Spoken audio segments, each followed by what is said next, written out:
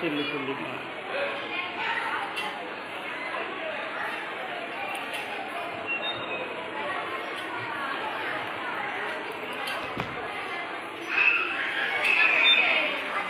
লা হাওলা ওয়ালা কুওয়াতা ইল্লা বিল্লাহিল আলিয়্যিল আযীম। আউযু বিল্লাহি মিনাশ শাইতানির রাজীম। বিসমিল্লাহির রহমানির রহিম। যিন নি'মাতি ওয়া নু'মিনু বিহি ওয়া নাতাওয়াক্কালু আলাইহি ওয়া নাউযু বিল্লাহি মিন শুরুরি আনফুসিনা ওয়া সাইয়্যাতি আমালিনা। আসসালাতু ওয়াসসালামু আলা আহলি বাইতি তাইয়্যিবিন আত-তাহিরিন।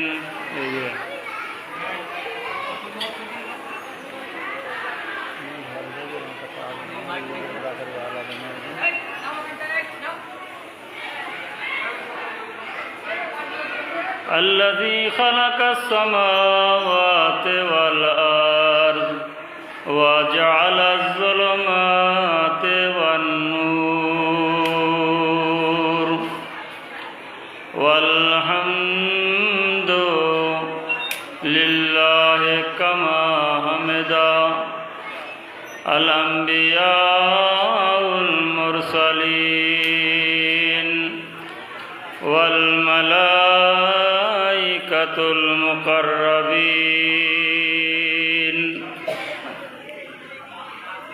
كما حمد نفسه في كتاب مكنون.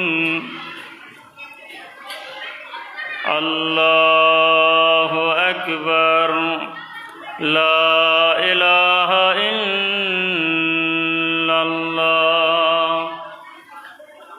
الصلاة والسلام على أهل بيت الطيبين الطاهرين.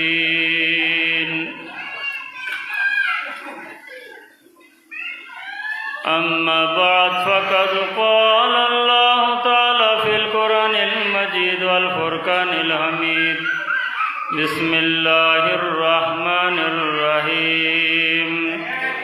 قل هو الله أحد الله الصمد لم يلد ولم يولد ولم يكن له كفوا أحد. صلوات.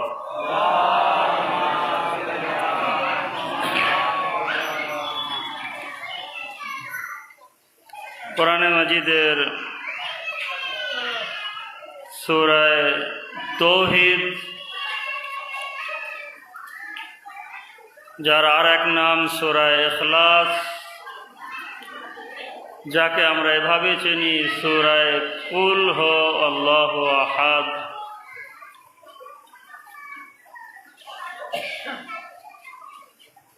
যে বিষয়ে গতকাল আলোচনা করেছিলাম, আজও সামান্য আলোচনা আপনাদের সামনে তুলে ধরার চেষ্টা করছি। তাওহীদ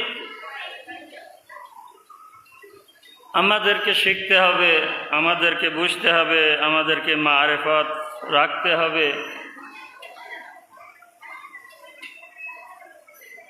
যেমন এক কাফেলা মদিনা থেকে রওয়ানা নিয়েছে হজের জন্য, এবং সেই কাফেলা ছিল হযরতে ওমর রাদিয়াল্লাহু তাআলা আনহুর সন্তান আব্দুল্লাহ। কাফেলা যেতে যেতে পানি ফুরিয়ে গেল, খাদ্য ফুরিয়ে গেল।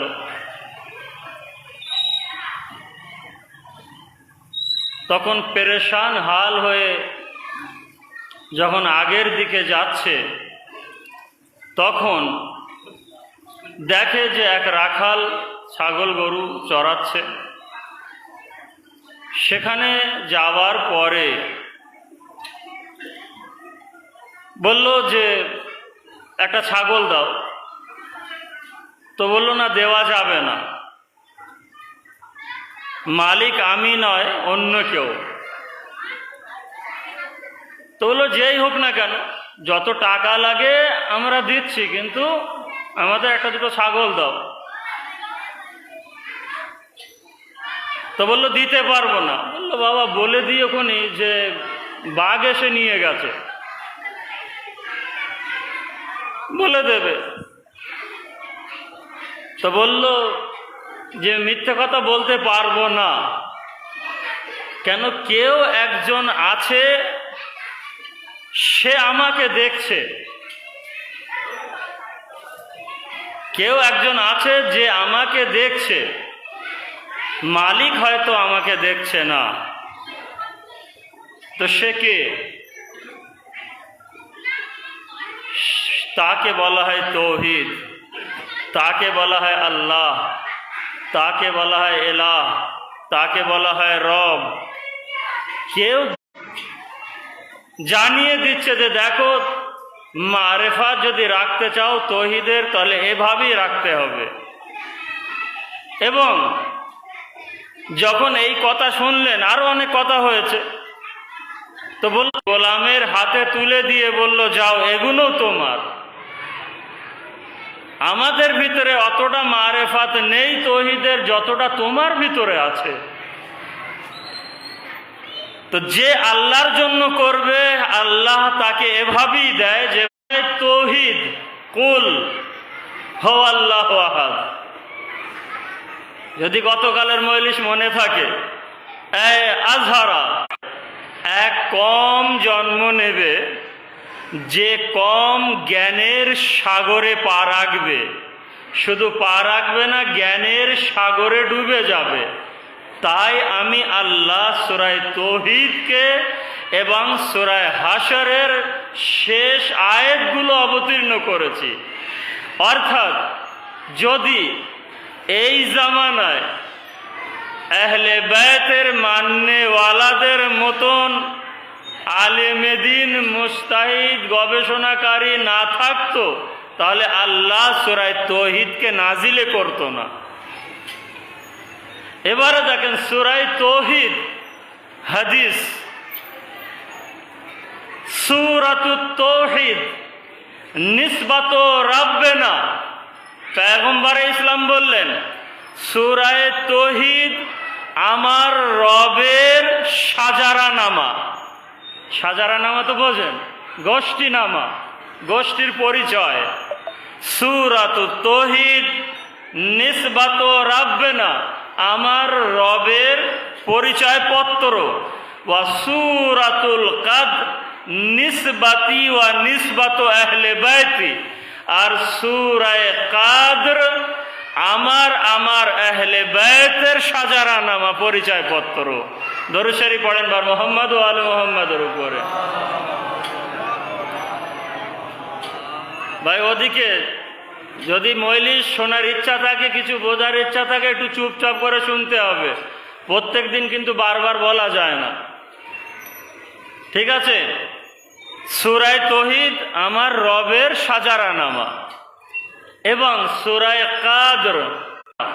সূরা কদরের প্রথম কি আছে? যেখানে শুরু হয়েছে ইন্না আনজালনাহু ফি লাইলাতিল কদর। তো যেখানে নাজিল শব্দ ব্যবহার হয়, অবতীর্ণ করা ব্যবহার হয়েছে, নুজুল শব্দ ব্যবহার হয়েছে, আর যে সূরার প্রথমই হচ্ছে ইন্না আনজালনাহু, আমি নাজিল করেছি, তো সম্পর্ক কার? রাসূল আর আহলে বায়তের সাজারানামা। তো যে বাড়িতে এই আয়াত নাজিল করেছে আল্লাহ, এর থেকে সম্পর্ক জুড়ে এতটা বুঝে নেন যে নুজুল ওই জিনিসকে করা হয় যে জিনিস জন্ম নেয় না, জন্ম নিয়ে থাকে।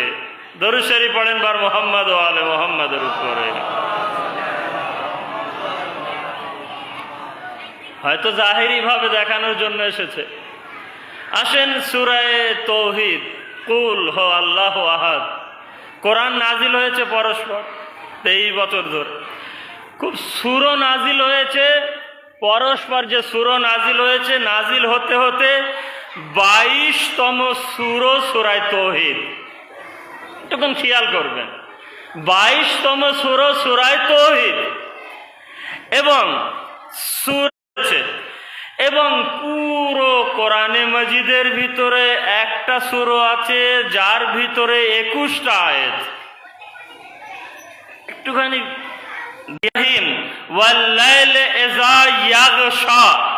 শপথ ওই লাইল, ওই রাতের, যে রাত ঢেকে দিয়েছে আলোকে, দিনের বেলাকে ঢেকে দিয়েছে। এবারে দেখেন কত সুন্দর আল্লাহ সাজিয়ে দিয়েছে। দেখেন, লাইল আমার ও আপনার মা জননী ফাতেমাতুজ জাহরার পদবী এবং লাকাব। দরুদ শরীফ পড়েন বার মুহাম্মদ ওয়া আলে মুহাম্মদ। লাইল হযরতে ফাতেমাতুজ জাহরার পদবী, লাকাব। এবং আল্লাহ এই সূরাকে পাঠিয়ে এটা বলতে চাচ্ছে যে শপথ ওই ফাতেমার, আর ওই ফাতেমার চাদরের, যে চাদর 4জন মহান ব্যক্তিকে ঢেকে দিয়েছে। আর একবার দরুদ শরীফ পড়েন বার মুহাম্মদ ওয়া আলে মুহাম্মাদের উপরে। লাইল হযরতে ফাতেমাতুজ জাহরার।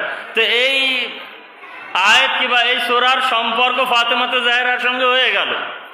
তো 21টা আয়াত আছে সূরা তাওহীদের আগে, যে 22তম সূরা নাজিল করেছে আল্লাহ, তার আগে 21টা সম্পর্ক যখন এখানে হয়ে গেল, বুঝলেন যে ওয়াল লাইল ইযা ইয়াগশা। এবারে আসেন, আরবি অক্ষরের কিছু নম্বর আছে, একদম উদাহরণ দিলে বুঝতে পারেন। বিসমিল্লাহির রহমানির রহিমের নম্বর যোগ দিলে কত হয়? এটা তো আপনাদের বলতে হবে, বলেন। 786। তো নম্বর আছে ভাই, এত সহজ জিনিস বলতে পারছেন না তো কি করবো বলেন। এবারে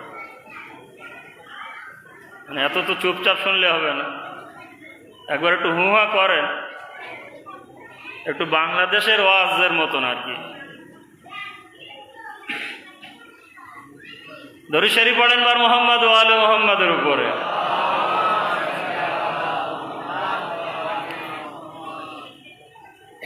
একুশটা বুঝলেন তো, 22-এর আগে 21। এবারে আসেন মুহাম্মদ। এই মুহাম্মাদের যখন আপনি অক্ষরে যখন নম্বরে গণনা করবেন, তখন অক্ষরে আসবে 52। সূরা তাওহীদ 22তম। সূরা তাওহীদের আগে আল্লাহ 21টা সূরা নাজিল করেছে, যার সম্পর্ক সূরা লাইলের সঙ্গে একটুখানি দেখিয়েছি। এবং মুহাম্মাদের আপনি যখন জোড় দেবেন, নম্বর করবেন, তখন আসবে 52। আর আল্লাহ তাআলা সূরা তাওহীদের পরে 52টি সূরা নাজিল করেছে। অর্থাৎ আল্লাহ তাআলা কত সুন্দর সাজিয়ে। দেখেন, আল্লাহ এটা বলতে চাচ্ছে, যদি আমার তাওহীদকে কুল হুকে বুঝতে চাও, তাহলে আমি হযরতে ফাতেমাতুজ জাহরা আর আমার মুহাম্মাদের মাঝখানে লুকিয়ে রেখেছি। যদি কেউ তাওহীদকে বুঝতে চাও, মুহাম্মদকে বোঝো, আর মুহাম্মদকে না বুঝলে তাওহীদকে বুঝতে পারবে না। আর ফাতেমাকে বোঝো, না হলে তাওহীদকে মোটেও বুঝতে পারবেন না। দরুদ শরীফ পড়েন বার মুহাম্মদ ওয়া আলে মুহাম্মদ। এবার কতটা কি ধরে নিয়েছেন সেটা আপনার ব্যাপার। যদি না ধরে নিতে পারেন, পরে গেলে হয়তো আর একটু ভালোভাবে বুঝিয়ে দিতে পারবো। দরুদ শরীফ পড়েন বার মুহাম্মদ ওয়া আলে মুহাম্মাদের উপরে। আগে আসেন, আন মুহাম্মদ বিন মুসলিম। মুহাম্মদ বিন মুসলিম থেকে বর্ণনা, কালা সাআলতু আবা জাফর আন কওলিল্লাহ। আমি জিজ্ঞাসা করলাম আবা জাফরকে, জাফরের পিতাকে। খুব জাফরের পিতা কে হবে?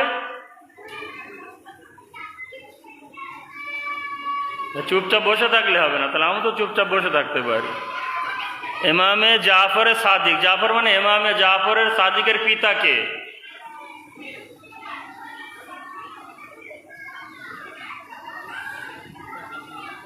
ইমামে মোহাম্মদে বাকিরের সন্তান ইমামে জাফর সাদিক। রেওয়ায়েতে বলছে মোহাম্মদ বিন মুসলিম জিজ্ঞাসা করলো আবু জাফরকে, জাফরের পিতাকে, বলেন কতটা দূরে আছি আমরা মুসলমান হয়ে, শিয়া হয়ে, আহলে বায়তের মাননেওয়ালা হয়ে, ইমামদের নাম যদি না জানি আল্লাহর লানাত বর্ষণ হবে আমাদের উপরে। হয় জানেন না, আর না হলে ইচ্ছাকৃতভাবে বলছেন না। আর যদি না বলেন জিজ্ঞাসা করার পরে, তাহলে আমি বুঝবো জানেন না। আর কোনো শিয়া যদি 12 ইমামের নাম না জানে, তা আল্লাহর লানাত হবে তার উপরে, আল্লাহর অভিশাপ হবে তার উপরে। এবার আপনারা গালি মনে করেন আর কি মনে করেন, ওতে আমার যায় আসে না। দরুদ শরীফ পড়েন বার মোহাম্মদ ও আলে মোহাম্মদের উপরে। ওয়াল্লাইলে ইযা ইয়াগশা, জিজ্ঞাসা করলেন মোহাম্মদে বাকিরকে যে ওয়াল্লাইলে ইযা ইয়াগশা মানে কি করেছিলাম, যে শপথ রাতের, যে রাত ঢেকে দিয়েছে। কাল আল্লাইলু ফি হাযাল মাওযি ফুলান, ওখানে একটা তাফসীর দেখেন, জাহিরি আপনি মানে করবেন যে শপথ রাতের, যে রাত ঢেকে দিয়েছে, কিন্তু কোরআনের তো একটা বাতিনও আছে। বাতিনের একটা মানে কি করেছি, যে ওয়াল্লাইল, ফাতেমার শপথ, লাইল ফাতেমার লাকাব, ফাতেমার পদবী ফাতেমা, আর ওই চাদরের শপথ, যে চাদর 4 মহান ব্যক্তিকে ঢেকেছে। এবারে বলেন সেই 4 মহান ব্যক্তিকে, প্রাইজের ব্যবস্থা করতে হবে, মানে আমাদের প্রাইজের লোভ খুব, প্রাইজের ব্যবস্থা করতে হবে। বলেন বলেন সেই 4 জন ব্যক্তিকে, আলী, ফাতেমা, এখানে ফাতেমা আসলে ভুল হয়ে যাবে, আলী, মোহাম্মদ, আলী, হাসান, হোসেন, ফাতেমা আনলে হবে না। ফাতেমা নিশ্চয়ই তার ভিতরে আছে, অর্থাৎ হাদিসে কেসা। এই হাদিসে কেসার বিষয় যদি জানেন তাহলে বুঝতে পারবেন। তো শপথ ফাতেমা, আর ফাতেমার ওই চাদর, যে চাদর 4 মহান ব্যক্তিকে ঢেকে রেখেছে। আর আল্লাহ কি বললেন, মোহাম্মদ ওই 52 আর ওই 21-এর মাঝখানে আমার তৌহিদ, কুল হো আল্লাহু আহাদ। এখানে আর একটা তাফসীর, মোহাম্মদে বাকির বললেন কাল আল্লাহ ফি হাযাল মাওযি ফুলান, এই জায়গায় অমুক, এই অমুকের নাম নেবার প্রয়োজন নেই, বুঝতে পারবেন। গাশিয়া আমিরাল মুমিনিন ফি দৌলাতি আল্লাতি জারাত লাহু আলাইহি আমিরুল মুমিনিন, অমুক, যে অমুক হুকুমত করেছে, যে অমুক খেলাফত করেছে, দায়িত্ব নিয়েছে, একজন আলীকে সরিয়ে জবরদস্তি জোর করে, অর্থাৎ ওয়াল্লাইল ইযা ইয়াগশা, আলোকে সরিয়ে অন্ধকার এসেছে। এবং আগে চলুন, ইয়াসবিরু ফি দৌলাতিহিম হাত্তা তানকাজিয়া, এই পর্যন্ত যে সেই দৌলত শেষ হয়ে গেছে, হযরত আলী সবর করলেন। ওয়ান নাহারে ইযা তাজাল্লা, আল্লাহ শপথ দিচ্ছে দিনের বেলাকে, নাহারকে, দিনকে, যে শপথ ওই দিনের যে উজাগার হয়ে গেছে, আলোকিত হয়ে গেছে। ওয়াল্লাইলি ইযা ইয়াগশা ওয়ান নাহারি ইযা তাজাল্লা, এই সূরার 2 নম্বর আয়াত। ইমাম বললেন, ইমামে মোহাম্মদে বাকির, আন-নাহার হুয়াল কায়ুম মিন আহলিল বাইত, ওই যে উজাগার হয়েছে, যে একদিন আমার আহলে বাইত থেকে মেহদী কায়েম আলাইহিস সালাতু ওয়াস সালাম আসবেন এবং সমস্ত বাতিলকে নিস্তনাবুদ করে দেবে। ওয়াল্লাইলি ওয়ান নাহারি ইযা তাজাল্লা ইযা কামা গালাবা দাওলাতুল বাতিল ওয়াল কুরআনুল ওয়াল আমসার। আর আল্লাহ তাআলা কোরআনে মাজিদের ভিতরে এভাবেই উদাহরণ পেশ করে, রূপক বায়ান করে। গতকাল রূপকের কথা বলছিলাম, আজও একটা রূপকের। আল্লাহ এভাবে উদাহরণ দেয়। এবারে উদাহরণ ওদের জন্য দেয় যাদের কাছে ইয়াতাফাক্কার, ফিকির আছে, চিন্তা ভাবনা আছে, গবেষণা আছে। দরুদ শরীফ পড়েন বার মোহাম্মদ ওয়া আলে মোহাম্মদ। সূরা তাওহীদ কুল হু, হু মনে আছে তো নাকি? এই হুর ভিতরে কতটা ক্ষমতা আছে, এই আল্লাহর ভিতরে যে কি লুকিয়ে আছে আমরা মোটেও জানি না। হয়তো এই 2-3টে মজলিস থেকে একটুখানি অর্জন করতে পারবো। ইন্নাল্লাহা খালাকা নূরান, অবশ্যই আল্লাহ তাআলা সৃষ্টি করেছে নূরকে। এখানে যদি বলতো যে খালাকাল্লাহ নূর, তাহলে তার অতটা মর্যাদা থাকতো না, কোনো এক আলো জ্যোতি হতেই পারে। আমার ওলামাগণ ভাইরাও আছে, নিশ্চয়ই আমরা জানি, কিংবা যারা আরবি শিক্ষা আছে তারা জানে, এই নাকেরা শব্দ এখানে ব্যবহার হয়েছে নূরান, অর্থাৎ যেখানে এই শব্দ ব্যবহার হয়, নাকেরা ব্যবহার হয়, সেখানে আজমাতকে বোঝায়, ইজ্জাতকে বোঝায়, সম্মানকে বোঝায়। অর্থাৎ আল্লাহ তাআলা সৃষ্টি করেছে এক আজমাতওয়ালা নূর, এক ইজ্জাতওয়ালা নূর। ওয়া খালাকা মিন যালিকা নূর, আর আল্লাহ তাআলা সেই নূর থেকে সৃষ্টি করেছে কুল হু আল্লাহু আহাদ। দরুদ শরীফ পড়েন বার মুহাম্মদ ওয়া আলে মুহাম্মদ।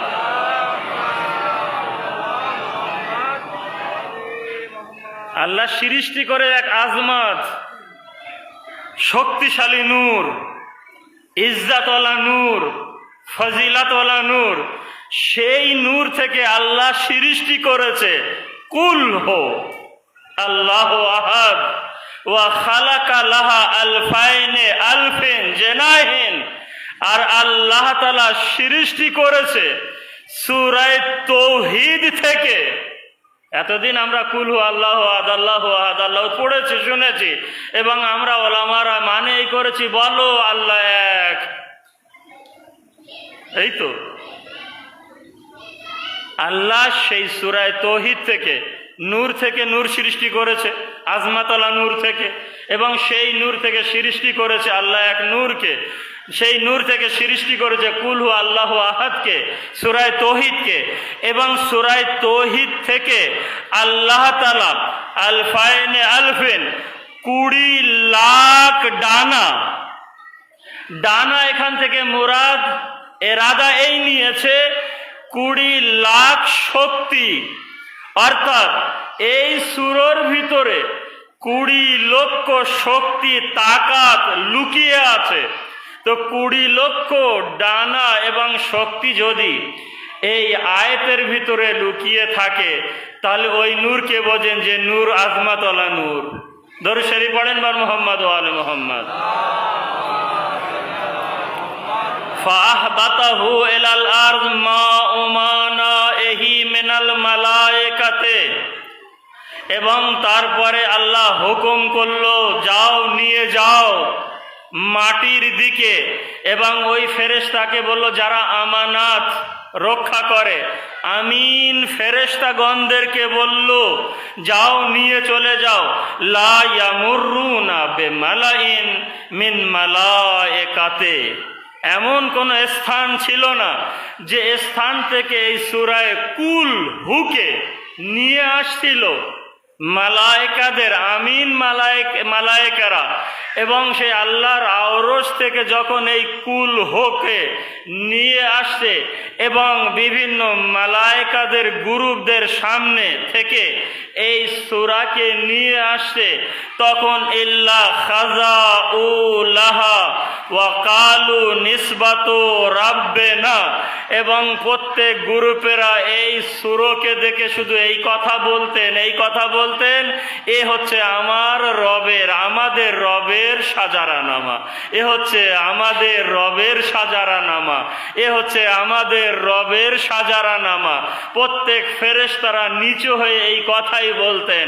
আর আমরা আল্লাহর সেই বান্দা যে সূরা তাওহীদ আমাদের মুখস্থ নাই। দরুদ শরীফ পড়েন বার মুহাম্মদ ওয়া আলে মুহাম্মাদের উপরে। ভাই কিছু করার নেই, বলতেই হবে। এক মুসলমান শিয়া আহলে বায়াতের মাননে ওয়ালার যদি মুখস্থ না থাকে সূরা তাওহীদ, যাতে 4টে আয়াত আছে, আর যার গুণ এই দুটো মজলিসে শোনাচ্ছি। আর যদি কেউ বলেন না সূরা তাওহীদ মানে কি, ওই যেমন জিজ্ঞাসা করায় পঞ্জতনে পাককে চেনো? হ্যাঁ চিনি। তা কে? আল্লাহ, মোহাম্মদ, হজরতে আয়েশা, উম্মুল মুমিনিন, হাফসা। পঞ্জতনে পাক চেনে না, তো এরকম অবস্থা তো আমাদেরও। সূরা তাওহীদ আবার কি? আর যদি একটুখানি জানি তো কুলু আল্লাহু আহাদ, আল্লাহু আঙ্গা উনি। স্বামীর নাম নেওয়া যায় না, স্বামীর নাম আহাদ। স্বামীর নাম নেওয়া যায় না, স্বামীর নাম সামাদ। এখন নামাজে আলহামদু সূরার পরে কি পড়ছে? কুল হু আল্লাহ আঙ্গা উনি। দরুদ শরীফ পড়েন বার মোহাম্মদ ও আলে মোহাম্মদের উপরে। আরো একবার দরুদ শরীফ পড়েন বার মোহাম্মদ ও আলে মোহাম্মদ। হযরতে আলী ইবনে আবি তালিব নিজেই ইরশাদ করেছেন, রাআইতুল খিজরা ফিল মানাম, আমি একদিন হযরতে খিজির নবীকে স্বপ্নই দেখলাম, এবং কাবলা বাদরে বেলাইলাতিন, বদরের যুদ্ধের রাত্রে, মানে আগের রাত্রে। এবং আমি হযরতে খিজিরকে বললাম, খিজির কিছু এমন জিনিস আমাকে শেখাও যেটা পড়ার পরে দুশমনদের উপরে যেন আমি জয়লাভ করতে পারি। তো হযরতে খিজির নবী আমাকে বলল, ইয়াহু। ফকরে মত হয়ে যান। এবার যদি আমি আপনাদের পড়াই আর সবাই যদি বলেন ইয়াহু, তো এখান থেকে একটা শব্দ বার হবে, ইয়াহু। খুব এটা না বলে একবার তাকবীর দিয়ে দেন, নারায়ে তাকবীর, নারায়ে রিসালাত, নারায়ে হায়দারি। একবার সালাওয়াত বার মোহাম্মদ ওয়া আলে মোহাম্মদ। তো হযরতে আলীকে বললেন খিজির যে ইয়াহু, ইয়া মান লাহু এলাহু, ওই সব কিছু ওই কুল হু ওখানে সব পেয়ে যাবেন। ওই জন্য কালে আমি বলছিলাম দুটো শব্দ দুটো মনে করে রাখবেন, কুল কাফ লাম হু হা ওয়াও। ইয়াহু ইয়া মান লাহু ইল্লাহু। এবারে যখন সকাল হয়েছে আমি উঠলাম ঘুম থেকে, পয়গম্বর ইসলামের কাছে গেলাম, সালাম করলাম, বসলাম, পয়গম্বর ইসলামকে বললাম। তো পয়গম্বর ইসলাম বললেন, আলী, খিজির তোমাকে ইসমে আজম শিখিয়েছে। কেউ হয় পয়গম্বর ইসলামের মিথ্যা কথা বলছে, আর না হলে হযরত আলী মিথ্যা কথা বলছে, নাই স্বপ্নই মিথ্যে, হযরতে খিজির ভুল শেখালেন। এবার ইসমে আজমের ক্ষমতা থাকলে পানির উপরে হেঁটে চলে যেতে পারবেন, অবাক হবেন না। যদি সেই ক্ষমতা অর্জন করতে পারেন মারেফাতের সঙ্গে, আপনিও যদি বলেন তাহলে পানির উপরে হাঁটতে পারেন। ইয়াহু, কুল হো আল্লাহ আহাদ। তো বললেন ইসমে আজম শিখিয়েছে তোমাকে। হযরতে আলী বললেন, বদরের যুদ্ধে রাত্রে দেখলাম, বদরের দিনে আমার মুখে ছিল কুল হো আল্লাহ আহাদ। ওই যে আগে বললাম হু সবের ভেতরে, হযরতে আলী বললেন বদরের যুদ্ধ দিনে আমার মুখে শুধু ছিল কুল হো আল্লাহ আহাদ, কুল হো আল্লাহ আহাদ, কুল হো আল্লাহ আহাদ। এবং আমি এই বাক্যটাও সিফিনের যুদ্ধ পড়তাম, এবং আমি দুশমনদের উপরে জয়লাভ করেছিলাম। হঠাৎ করে আম্মারে ইয়াসির এসে বললেন, মাওলা আপনি এই বিড় বিড় করে কি বলেন? বলে কুল হো আল্লাহ আহাদ, ইসমে আজম পড়ছি। এবারে যদি একটু এহসাস থাকে, চেতনা থাকে, তাহলে এখান থেকে যাওয়ার পরে এই চারটে আয়াত কুল হো আল্লাহ আহাদ, আল্লাহু সামাদ, লাম ইয়ালিদ ওয়া লাম ইউলাদ ওয়া লাম ইয়াকুল লাহু কুফুয়ান আহাদ মুখস্থ করবেন। কাল যখন এখানে আসবেন, হয়তো আমি জিজ্ঞাসা করতে পারি কাউকে, ভাই সূরা তাওহীদ একটু শোনাও।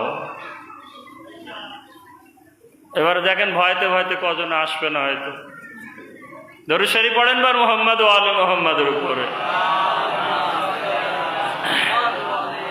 কেন এই ইসমে আজম কুল হো আল্লাহ আহাদ আল্লাহর তাওহীদের থাম। এবং ওই সূরা হাশরের 4টে আয়াত, যেটা গতকাল 4টে শুনিয়েছিলাম। দরুদ শরীফ পড়েন বার মোহাম্মদ ওয়া আলে মোহাম্মদ। আচ্ছা ভাই, এই হু কুল হো, এবার আমি একটু অধিক নজর করছি, এই জন্য ভাই গল্প করছি, এখান থেকে দেখা যাচ্ছে। এই গল্প টল্প বাদ দিয়ে কুলু সুরো কালকে মুখস্থ করবেন, নাহলে কিন্তু আপনাদেরও খবর আছে। কুল হো আল্লাহ আহাদ, কুল হু, এই হু কি? কালকে কিছু ইশারা করেছিলাম। এই হু কি? আল্লাহ কি? ভাই আপনারা কেউ চেনেন? আমি কিন্তু চিনি না। এই আল্লাহর মারেফাত কি, এই হুর মারেফাত আমি জানি না। আপনারা কেউ জানেন? জানি না। তো প্রশ্নে কি সে শোনেন, হাদিস পয়গম্বর ইসলাম হুজুরে পাক, লা ইয়ারিফুল্লাহ ইল্লা আনা ওয়া আলী, এখানে একটি হিসেব কিতাবের টাইপের আছে, ভালো করে দেখবেন। লা ইয়ারিফুল্লাহ ইল্লা আনা ওয়া আলী, আল্লাহকে কেউ চেনে না, আল্লাহর মারেফাত কেউ জানে না, শুধু যদি কেউ জানে আমি আর আলী। তাহলে আল্লাহকে কেউ জানে না, কে জানে ভাই বলেন? আল্লাহকে কেউ জানে না, বোঝে না, চেনে না। আমি মানে কে? মোহাম্মদ আর আলী দুজনা চেনে। আগে লা ইয়ারিফুনি ইল্লাল্লাহ, আমাকে কেউ চিনতে পারেনি, চেনে না। ইল্লাল্লাহ ওয়া আলী, আমাকে অর্থাৎ মোহাম্মদ বলছে, আমি মোহাম্মদকে কেউ চেনে না, একমাত্র যদি চিনে থাকে আল্লাহ আর আলী। আগে আসেন, ওয়ালা ইয়ারিফু আলিয়ান আল্লাহ ওয়া আনা, আর আলী কেউ চিনতে পারেনি, কেউ যদি চিনে থাকে আমি মোহাম্মদ আর আল্লাহ। দরুদ শরীফ পড়েন বার মোহাম্মদ ওয়া আলে মোহাম্মদ। জানে, এনারা দুজনা জানে ছোট হয়ে যে সে বড় কে, আর ওই বড় জানে, আর এই বড়র সঙ্গে একার। দেখেন এইভাবে বলি, আল্লাহর মারেফাত দুই বান্দা মিলে বুঝেছে, আর যখন আল্লাহ থেকে একটু নিচে আসলাম তখন রসুলের মারেফাত এক বান্দা আর আল্লাহ মিলে বুঝেছে, আর তার নিচে যখন আসলাম তো তার মারেফাত এক বান্দা আর আল্লাহ মিলে বুঝেছে। এবার আপনারা কি বুঝেছেন জানি না। অর্থাৎ আল্লাহর চেয়ে বড় আর কেউ নেই, তার মারেফাত বুঝেছে আল্লাহর এক বান্দা মোহাম্মদ আর এক বান্দা আলী, আর আল্লাহর নিচে যে মোহাম্মদের মারেফাতকে বুঝেছে এক সেই বড় আল্লাহ আর এক বান্দা আলী, আর আলীর মারেফাতকে বুঝেছে সেই বড় আল্লাহ আর এক বান্দা মোহাম্মদ। দরুদ শরীফ পড়েন বার মোহাম্মদ ওয়া আলে মোহাম্মদের উপরে। যখন বড় থেকে নিচের দিকে আসা হলো একটু মুশকিল বেশি, তাই আল্লাহ সাজিয়ে দিয়েছে রসুলের মাধ্যমে। দেখেন যে বড়র মারেফাত দুজন মিলে অর্জন করে নিয়েছে, কিন্তু একটু নিচে যখন আসলো তখন তার মারেফাত একা আলীর মাধ্যমে আর হয়নি, এই ছোটর সঙ্গে একজন বড় মিলে গেছে। আর তার চেয়ে যখন আরো ছোট, কেন আল্লাহ প্রথম তো লা ইলাহা ইল্লাল্লাহ, তারপর মোহাম্মদ, তারপরে আলিউন ওয়ালিউল্লাহ, তো তার চেয়ে ছোট তখন আরো মুশকিল হয়ে গেছে। তাই দুজনা মিলে, অর্থাৎ বড় আর মেঝে মিলে ছোটর মারেফাতকে অর্জন করেছে। এবারে যারা বাচ্চা, নওজওয়ান, যুবক হয়তো বুঝতে পারেননি, কিংবা যারা হয়তো লেখাপড়ার দিক থেকে একটু কম হয়তো ধরে নিতে পারেননি, আমি এবারে ভালো ভাই, আপনারা 3 ভাই, এখন 3 ভাইয়ের কাছে 1000 1000 1000, বড় ভাইয়ের কাছে 1000 টাকা, মেজো ভাইয়ের কাছে 1000 টাকা, আর ছোট ভাইয়ের কাছে 1000 টাকা। তো এখানে আমাদের সমাজে কি দেখায়, যদি দেওয়ার হয় বড় ভাই হয় মেজে ভাইকে দেবে, না ছোট ভাইকে দেবে, সাহায্য করবে। ছোট ভাই বড় ভাইকে সাহায্য করবে, একটুখানি খারাপ লাগে, বড় ভাই একটু লজ্জা পাবে। এই তো এখানে যে বড়, যার কাছে 1000 টাকা আছে, সে ওই 1000 টাকা দিয়েছে ফজল দয়া করে মেঝেকে। তো মেঝের কাছে কয় হাজার টাকা হলো? 2000 নাকি 3000? 2000।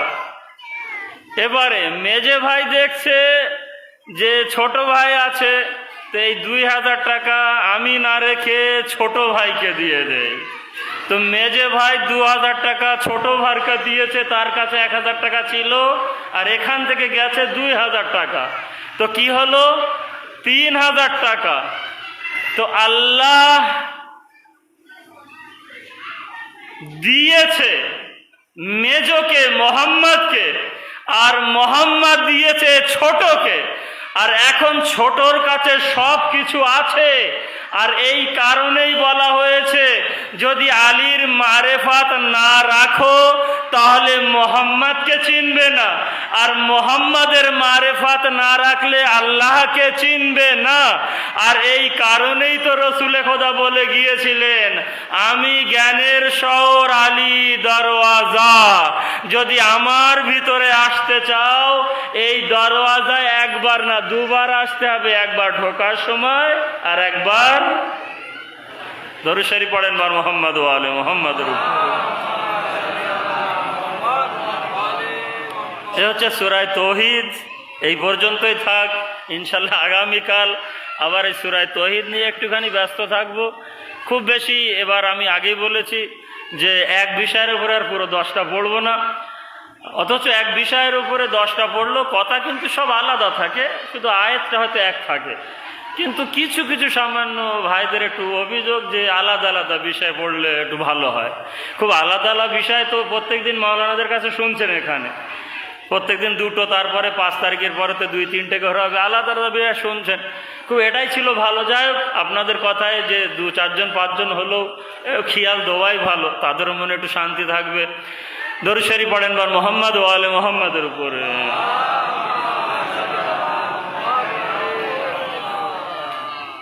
এই তৌহিদের মারেফাতকে অর্জন করতে পারেনি,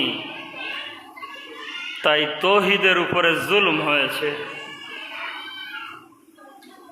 তৌহিদের পরে নবুবতের মারেফাতকে অর্জন করতে পারেনি, তাই নবুবতের উপরে জুলম হয়েছে। নবুবতের পরে ইমামতকে সহ্য করতে পারেনি, মারেফাত অর্জন করতে পারেনি, তাই ইমামতের উপরে জুলম হয়েছে। কিন্তু আল্লাহ নিজের কুদরতের মাধ্যমে ইমামতকে বাঁচিয়ে রেখেছে। আর সকল মুসলমান জানে যে ইমামে মেহদি। আর এই ইমামে মেহদি যখন আসবেন, বাতিলকে নিস্ত নাবুদ করে দেবে।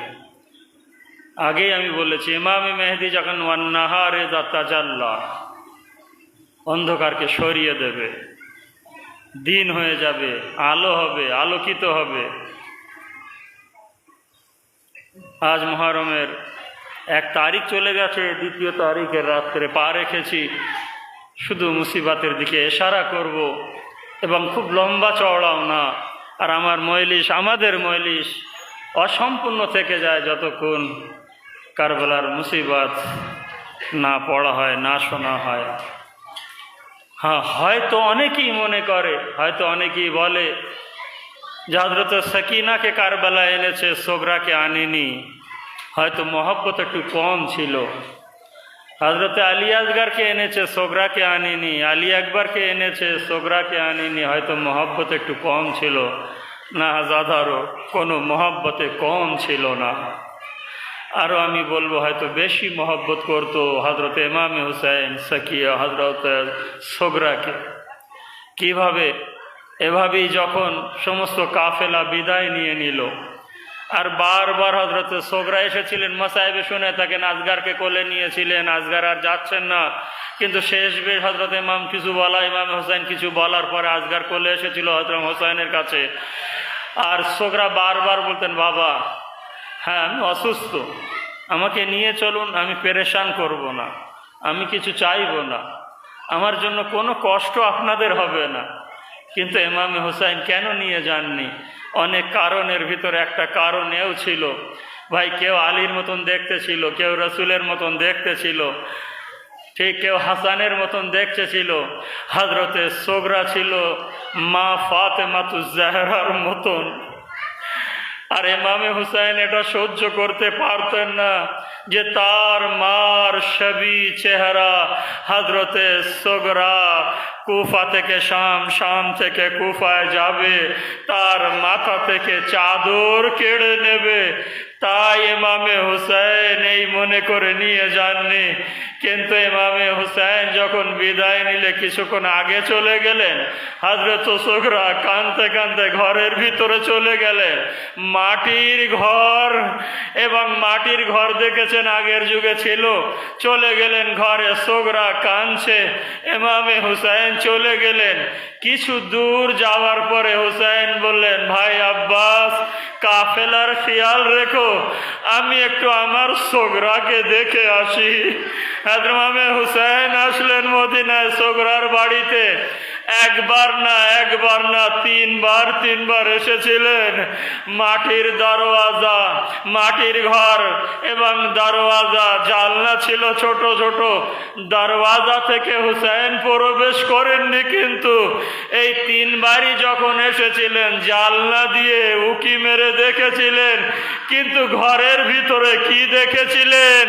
ঘরের ভিতরে মাটির দেওয়াল আর লাল রঙের কিছু রং দেখতে পাচ্ছেন। একবার বুঝতে পেরেছেন কি জানি না, এই জুমলা, এই বাক্য যদি বুঝতে পারেন পরেও কান্না আসবে। ইমামে হুসাইন তিনবার নিজের চোখ মুছতে চলে গিয়েছিলেন।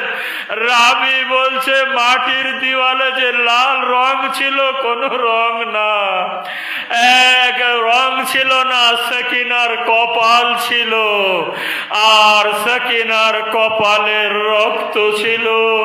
বাবা যখন ছেড়ে চলে গেছে, সকিনা নিজের কপাল মাটির দেওয়ালের উপরে মারত। সকিনার সোগরার কপাল ফেটে মাটির দেওয়াল লাল হয়ে গিয়েছিল। ইন্না লিল্লাহি ওয়া ইন্না ইলাইহি রাজিউন। রিজম বিকাযাইহি ওয়া তাসলিমান লিআমরি মাতামে হুসাইন।